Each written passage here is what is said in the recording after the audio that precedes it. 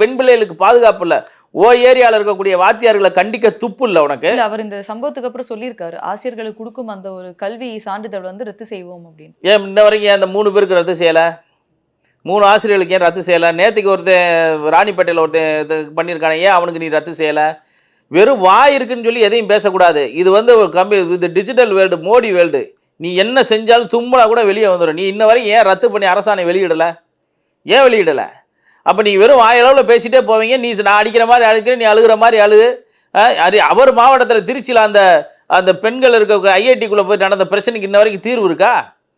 அடுத்தடுத்த பிரச்சனை வந்தானே மக்கள் அதை தான் மறந்துட்டு போயிடுறான். அவர் பகுதியில் இருக்க பெண்களுக்கு பாதுகாப்பு குடும்பம் இல்லை. ஒரு மகாவிஷ்ணு ஒரு பையன், அந்த பையன் போய் அந்த எங்கள் மதுரக்கார பையன் நல்ல நற்போதனைகளை சொன்னான்.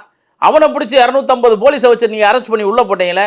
ஏன் இத்தனை திருட்டு பயில்கள் டெய்லி இன்னைக்கு டிவி இப்போ ஓப்பன் பண்ணால் தெரியும் எந்த ஸ்கூலில் எந்த பிள்ளை நாசமாக போயிருக்கு. இப்போ புதுக்கோட்டை மாவட்டத்தில், சிவகங்கை மாவட்டத்தில், எத்தனை மாவட்டத்தில் ஒரு ஸ்கூல் அடிச்சு நொறுக்கிட்டு இருக்காங்க இந்த புதுக்கோட்டை மாவட்டத்தில். ஆமாம், அந்த தலைமை ஆசிரியருடைய கணவர் எல்லாருமே அரெஸ்ட் பண்ணப்படுறாங்க, ஆசிரியர்கள் அரெஸ்ட் பண்ணப்படுறாங்க. இன்ன வரைக்கும் அவங்க அங்கீகாரத்தை ரத்து பண்ணியிருக்காரா? அந்த பள்ளிக்குரிய அங்கீகாரத்தை ரத்து பண்ணியிருக்காரா? அந்த கள்ளக்குறிச்சியில் எத்தனை பள்ளிகளில் இது தொடர்ந்து இது நடக்குது. இது இவர் ஏரியா தான். இவர் ஏரியாவில் என்ன நடக்குதுன்னு தெரியாது.